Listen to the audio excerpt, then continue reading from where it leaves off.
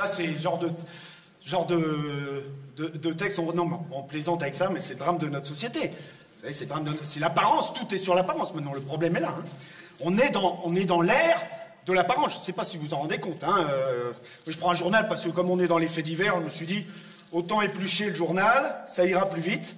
C'est vrai, le coup de l'apparence, c'est typiquement ça. On est aujourd'hui, on est prisonnier, et quand je dis prisonnier des apparences, pas seulement de la nôtre, bien sûr, également de celle des autres. On a tendance quand même à porter un jugement assez rapide sur l'apparence des gens. Et d'ailleurs, pas forcément l'apparence physique d'ailleurs. Hein. Simplement, des fois, un vêtement, comme ça, peut tout de suite définir un jugement, qui peut être tout à fait injuste, justement. Parfois même un simple accent. Hein. J'avais pensé à ce niveau-là, par exemple, si vous avez affaire à la médecine, par exemple. La médecine, hein. Vous devez avoir affaire, alors le top de la médecine, la chirurgie, la chirurgie du cerveau, par exemple.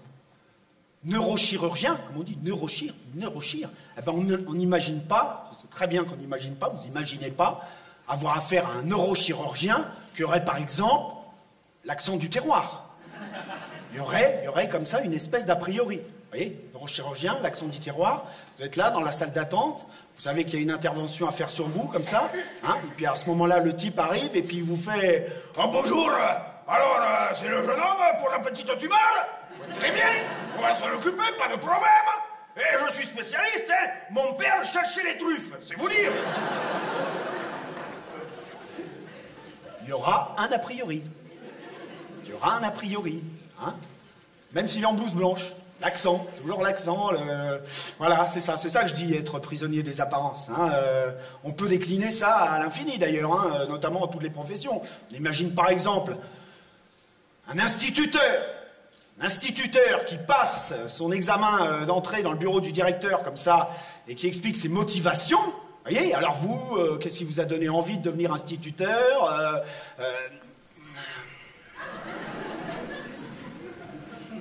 J'aime beaucoup les enfants et principalement les 6-8 ans. On n'a pas confiance. Pourquoi? C'est débile. Pourquoi? Ouais, prisonnier des apparences. Vous avez pensé aussi au conte de la virilité. Qu'est-ce que c'est le conte de la virilité? En général, c'est l'uniforme. Hein, uniforme, conte de la virilité, l'uniforme, CRS. Hein. Eh ben, on imagine un CRS un petit peu humain, un petit peu délicat comme ça, qui essaierait justement d'avoir une autre approche dans les manifestations. Eh ben, tout de suite, je suis sûr qu'il serait mal jugé. Et en premier lieu, d'ailleurs, il serait mal jugé, d'ailleurs, par ses collègues. En premier lieu. Vous imaginez, CRS un petit peu humain, comme ça, qui essaye de parler, simplement. Jeune homme, lâchez votre pavé. Jeune homme, lâchez votre pavé. Je vais charger. Hein? Non, ça ne le fait pas. Voilà. Un accent qui passe pas du tout dans certains milieux professionnels, c'est l'accent de Marseille. Très très difficile l'accent de Marseille. Moi, je veux pas non plus dire du mal des Marseillais, mais l'accent de Marseille, très difficile. Par exemple, pour une diplomate, avec l'accent de Marseille, ça passe difficilement.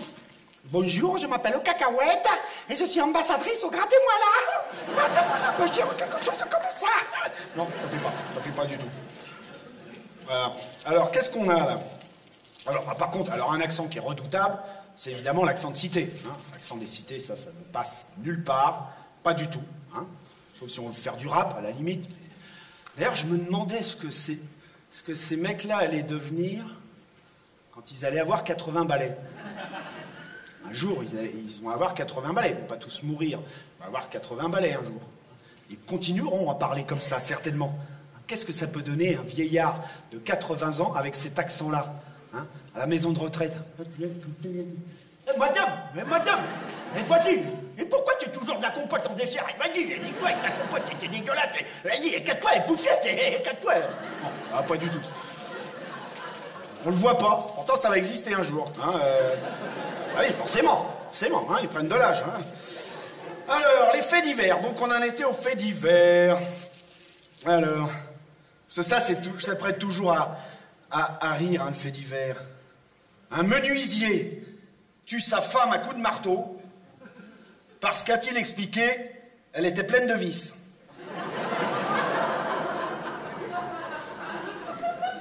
Terrible, hein? Terrible, terrible, hein? J'en ai d'autres, j'en ai... Un cambrioleur abattu à coups de fusil par une mère de famille dans un appartement en Seine-Saint-Denis. La jeune femme bouleversée s'explique, c'est une horrible méprise, je l'ai pris pour mon mari. Eh ouais. Ah, les drames du 9-3, hein, bien sûr. Voilà, qu'est-ce qu'on a d'autre? Un violeur de vieille dame. Mon Dieu, quelle horreur. Malade.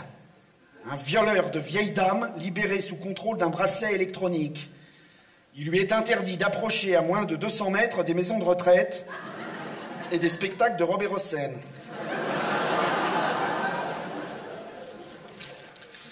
Ah, terrible, terrible. Bah oui, bien sûr. Qu'est-ce qu'on a d'autre? Un patient meurt dans le cabinet de son médecin après que celui-ci lui ait annoncé qu'il lui restait peu à vivre. Ah, vous voyez, je ne vous ai pas menti.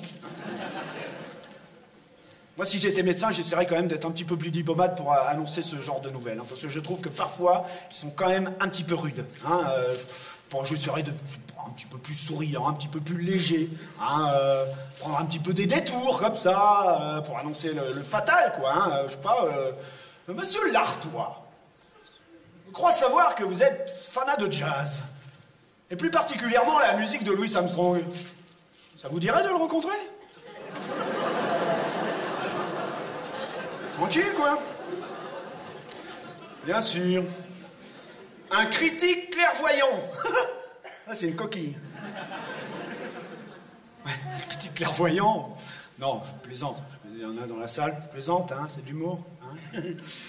Non, mais c'est vrai, un critique clairvoyant, ça fait un petit peu oxymore. Hein, ça fait un petit peu... hein, oxymore, ouais, il n'y a pas d'autre mot. Oxymore, hein, j'explique pour ceux qui ne savent pas oxymore, hein, c'est un ensemble de mots paradoxaux, hein, contradictoires. L'oxymore très connu, c'est l'obscure clarté. Voilà. Hein. Un silence assourdissant. Voilà, c'est ça, un oxymore connu. Mais il y en a d'autres, il y en a plein. Hein. Il y en a plein, les oxymores. Un enfant patient. Voilà, oxymore connu. Une femme silencieuse. Hein. Ah, c'est pas ça, il y en a un. Un homme adulte. Un banquier honnête. Un assureur philanthrope. Il y en a plein. Un policier utile. Il y en a plein. Un Marseillais discret. Non, il y en a plein.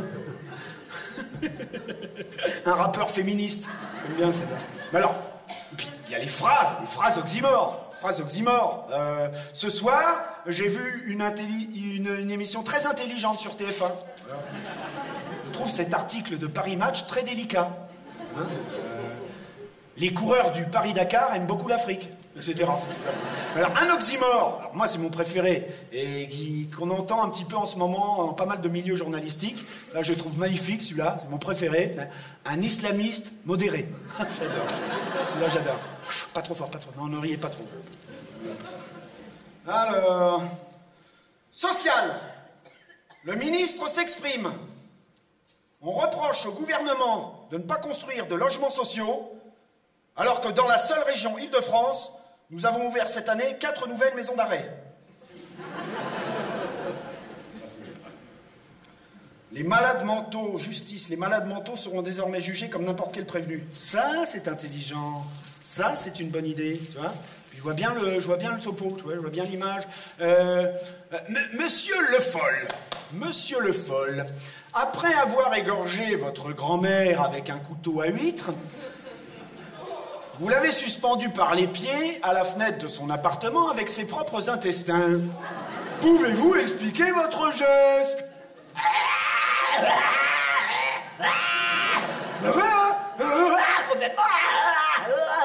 Ouais, c'est la faute à Jodassin. Ça, c'est la faute à Jodassin.